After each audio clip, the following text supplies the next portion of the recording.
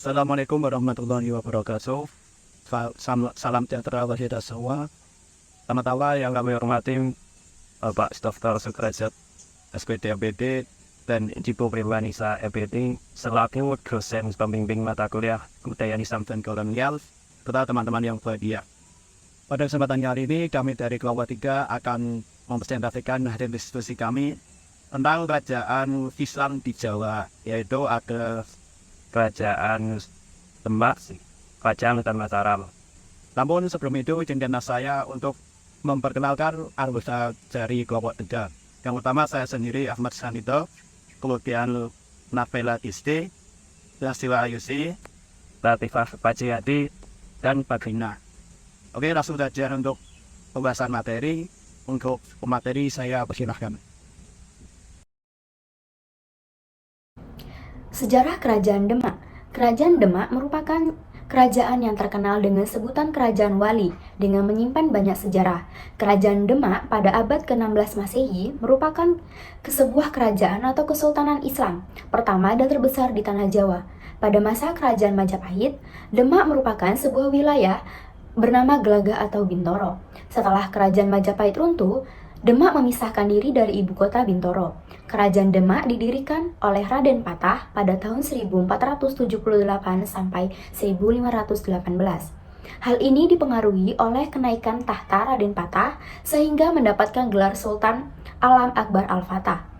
Beliau berhasil membawa pengaruh besar pada wilayah Bintoro dan sekitarnya.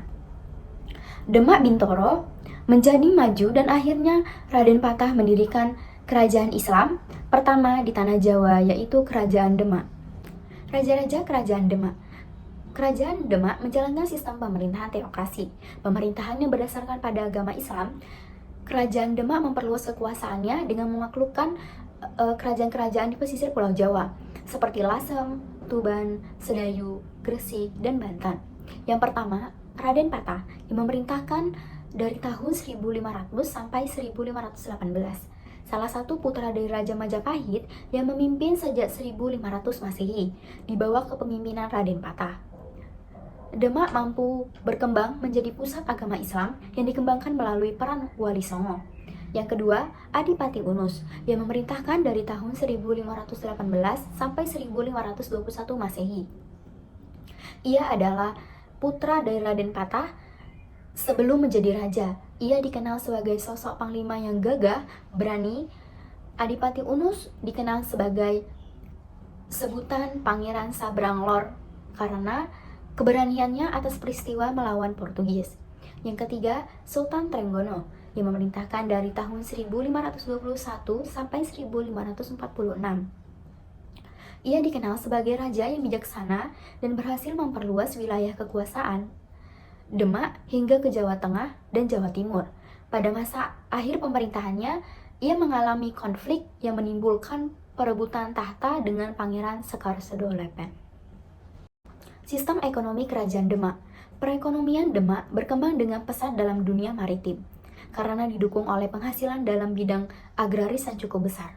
Kerajaan Demak mengusahakan kerjasama yang baik dengan daerah-daerah pantai utara, Pulau Jawa yang telah menganut agama Islam. Raden Patah terus memperkuat angkatan laut dan terus memperluas wilayah kekuasaan. Pada saat itu, Demak berusaha menyerang Portugis yang menguasai Malaka.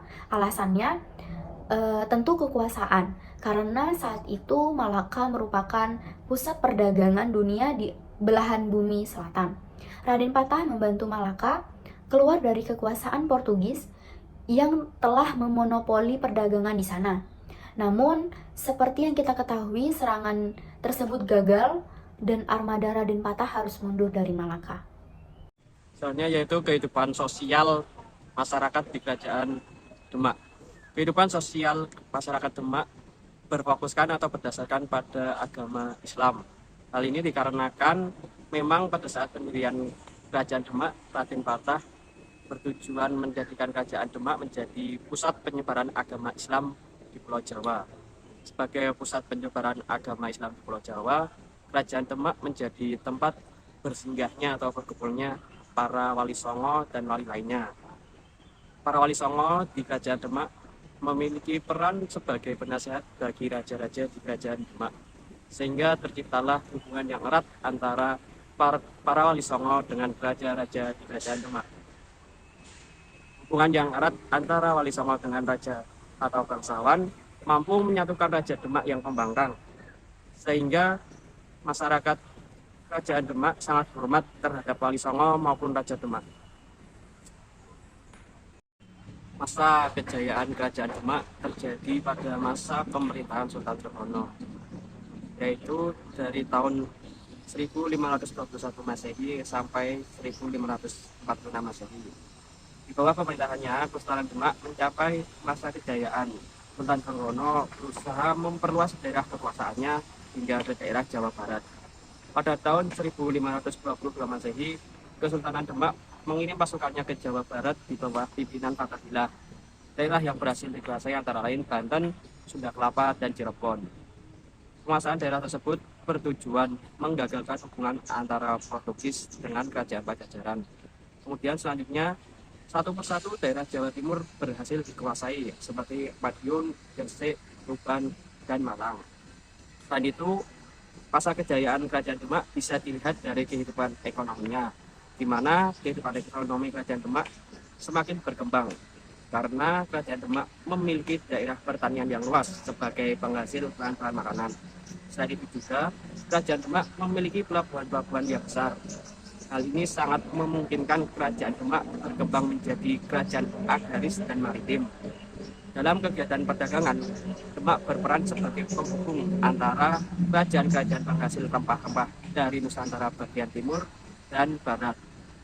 Sebagai kerajaan yang memiliki daerah pertanian yang luas, maka Demak juga memperhatikan sektor pertanian, sehingga beras dan jagung menjadi komoditi utama dagang, yang pada akhirnya Kerajaan Demak memperoleh keuntungan yang besar di bidang ekonomi. Masa kemunduran Kerajaan Demak terjadi setelah meninggalnya Sultan Trenggono. Pada masa itu terjadi konflik atau perang saudara antara putra sulung Sultan Trenggono dengan Pangeran Sekar yang dipicu dengan perebutan kekuasaan. Yang mana Pangeran Sekar yang seharusnya menggantikan Sultan Trenggono dibunuh oleh Sunan Prawoto dengan harapan ia dapat mewarisi tahta kerajaan, dan putra Pangeran Sekar bernama Arya Penangsang dari Jipang menuntut balas atas kematian ayahnya dengan membunuh Sunan Prawoto. Selain Sunan Prawoto, Arya Penangsang juga membunuh Pangeran Hadiri, yaitu suami dari Ratu Kalinyamat, adik Sunan Prawoto. Naiknya Arya Penangsang ke tahta kerajaan tidak disenangi oleh Pangeran Adiwijoyo atau Joko Tingkir. Yang selanjutnya, Joko Tingkir membunuh Arya Penangsang, dan Joko Tingkir menjadi raja di Demak dan memindahkan pusat kerajaan Demak ke Pajang. Kemudian Joko Tingkir mendirikan Kesultanan Pajang. Dengan demikian berakhirlah kekuasaan Kerajaan Demak. Kerajaan Pajang. Kerajaan Islam pertama yang terletak di wilayah Jawa pedalaman adalah Kerajaan Pajang. Lebih tepatnya terletak di antara Gunung Merapi dan Gunung Lawu.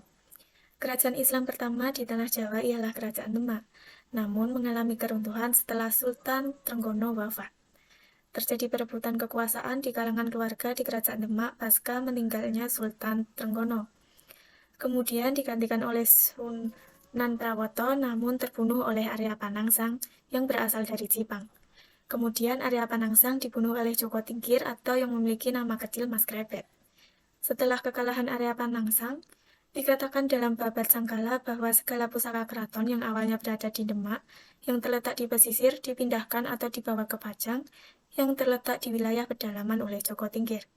Dan semenjak saat itulah, Joko Tingkir menjadi pemimpin atau raja pertama di Kesultanan Pajang. Joko Tingkir dinikahkan dengan putri dari Sultan Trenggono, yaitu Ratu Mas Cempaka. Kesultanan Pajang selama masa pemerintahan Raja Joko Tingkir yang memiliki gelar Sultan Hadiwijaya mengalami puncak kejayaannya walaupun letaknya yang berada di wilayah pedalaman. Selanjutnya, raja-raja yang pernah memimpin Kerajaan Pajang. Yang pertama, Joko Tingkir atau Hadiwijaya. Di bawah kekuasaannya, kerajaan ini mengalami beberapa kemajuan. Usaha perluasan daerah kekuasaan hingga Jawa Timur, bahkan ekspansinya sampai ke daerah Madiun yang berada di aliran tanah anak terbesar Sungai Begawan Solo. Setelah itu, secara berturut-turut, ia bisa menaklukkan daerah lain, yaitu Blora pada tahun 1554 dan Kediri pada tahun 1577.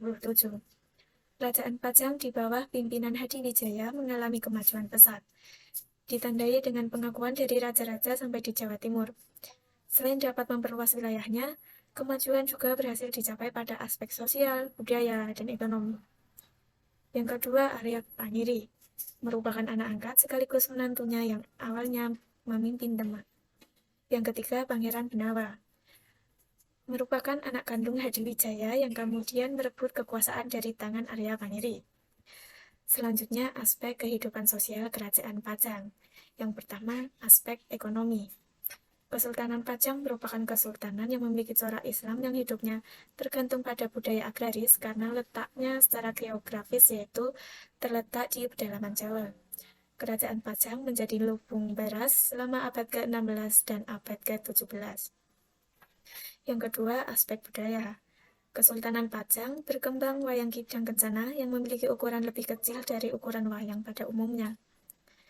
Yang ketiga, aspek religi, yang mana Joko Tingkir melakukan dakwah sesuai dengan ajaran dari Sunan Kalijaga melalui kebudayaan dan tradisi yang sudah berkembang di masyarakat.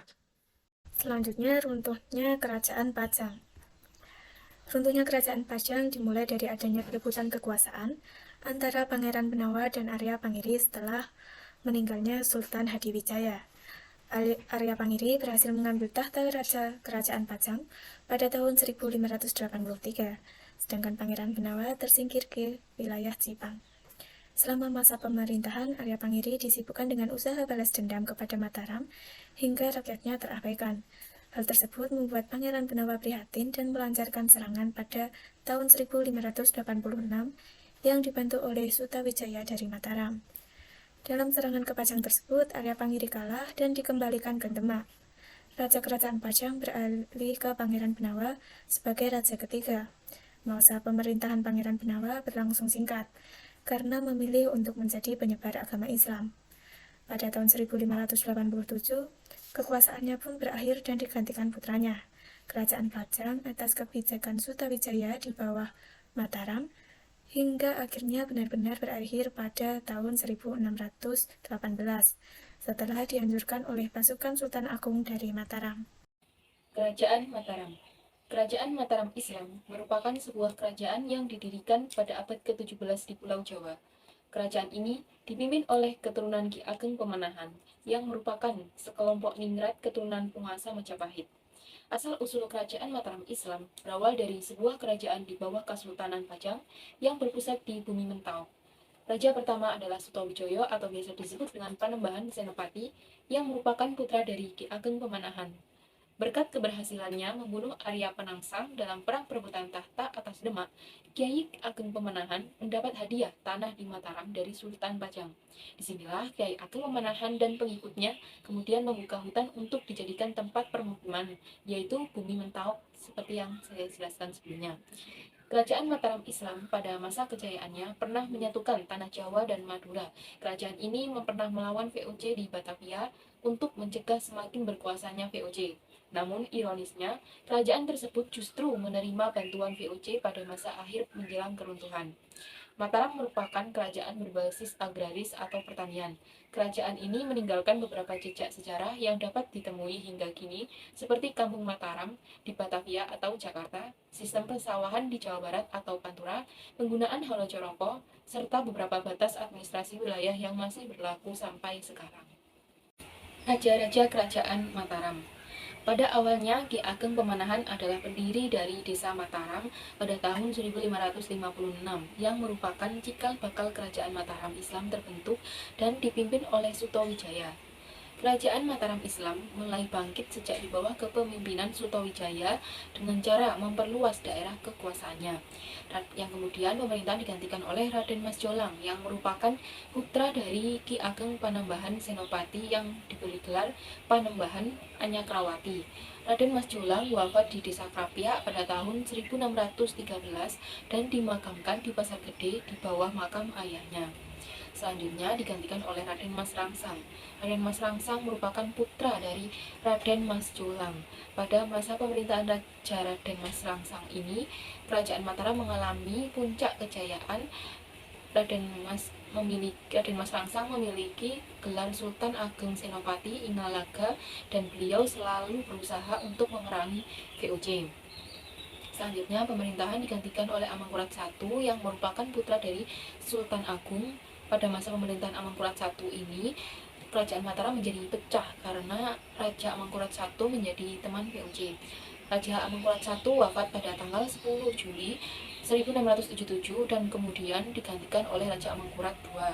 Raja Amangkurat II juga sering dikenal dengan nama Raden Mas Rahmat yang merupakan raja pertama dan sekaligus pendiri Kasunanan Kartasuro. Kasunanan tersebut merupakan penerus dari Kerajaan Mataram Islam dengan masa pemerintahan sejak tahun 1677 sampai 1703 Masehi. Semeninggal Amangkurat II, pemerintahan digantikan oleh Amangkurat III dan terjadi campur tangan VOC yang mengakibatkan perang antara Pakubuwono I melawan Amangkurat III. Kemenangan Pakubuwono I membuat wilayah Mataram Islam terpecah dan mulailah era dinasti Pakubuwono di Mataram. Atas pengaruh Belanda, Mataram Islam terjadi konflik internal hingga puncaknya terjadi perjanjian Giyanti pada 13 Februari 1755 yang membagi Mataram menjadi dua bagian, yaitu Kesultanan Ngayogyakarta dan Kasunanan Surakarta. Perpecahan ini mengakhiri masa kejayaan Mataram Islam. Keadaan ekonomi Kerajaan Mataram. Dilihat dari letak geografisnya, Kerajaan Mataram itu terletak di pedalaman dan mempunyai tanah yang subur.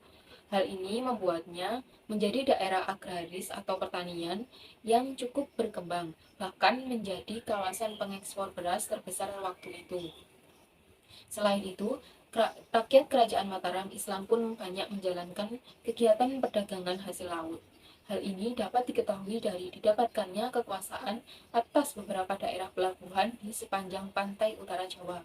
Perpaduan dua unsur ekonomi, yakni maritim dan agraris, dapat membuat Kerajaan Mataram Islam kuat dalam percaturan politik di Nusantara. Kehidupan sosial masyarakat di Kerajaan Mataram Islam. Kehidupan sosial masyarakat di Kerajaan Mataram Islam bercorak feodal, di mana pejabat kerajaan merupakan tuan tanah, sementara rakyat pada umumnya merupakan penggarap. Hal ini dilakukan pemerintahan untuk salah satu upaya pembangunan kerajaan, di mana upaya ini dilakukan dengan cara meningkatkan daerah persawahan dan juga memindahkan para buruh tani ke daerah yang lebih subur.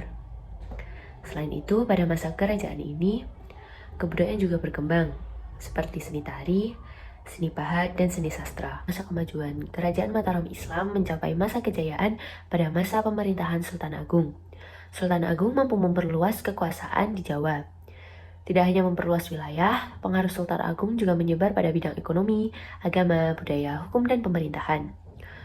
Pada bidang ekonomi, Sultan Agung memberikan tanah kerajaan kepada petani dan membentuk forum komunikasi sebagai binaan. Selain itu, pada pengembangan Islam, Sultan Agung menerapkan aturan sesuai hukum Islam di Mataram Islam. Untuk perluasan penyebaran wilayah, Sultan Agung mampu memperluas wilayah kekuasaan sampai ke area timur. Mundurnya Kerajaan Mataram Islam disebabkan karena wafatnya Sultan Agung, di mana setelah itu terjadi perebutan kekuasaan untuk menggantikan kedudukan Sultan Agung. Selain itu, adanya campur tangan VOC dalam urusan kerajaan. Namun sebelum wafatnya Sultan Agung telah terjadi penyerangan antara VOC dengan Kerajaan Mataram Islam. Ada juga beberapa hal yang menyebabkan mundurnya Kerajaan Mataram Islam, yaitu adanya perjanjian Giyanti, di mana perjanjian ini berisi tentang pembagian kekuasaan Mataram Islam menjadi dua bagian, yaitu Kasunanan Surakarta dan juga Kesultanan Ngayogyakarta. Saya sudah pemaparan materi dari kami.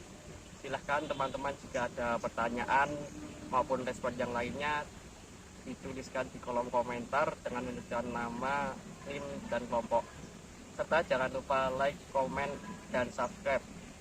Sekian dari kami, kurang lebihnya mohon maaf. Wassalamualaikum warahmatullahi wabarakatuh.